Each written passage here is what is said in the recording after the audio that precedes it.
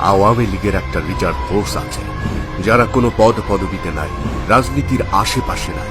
এরা কাজবাজ করে কিন্তু রাজনৈতিক সচেতন। এরা ভয়াবহ মুজিববাদী, এরা ভয়াবহ শেখ হাসিনাবাদী।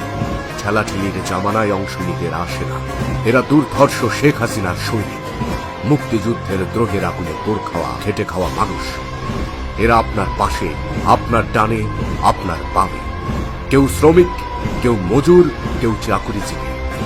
শেখ হাসিনার ব্যক্তিগত জয় বাংলা বাহিনী। রাজনৈতিক ময়দানে দেয়ালে পিঠ ঠেকলেই এরা রাস্তায় নামে।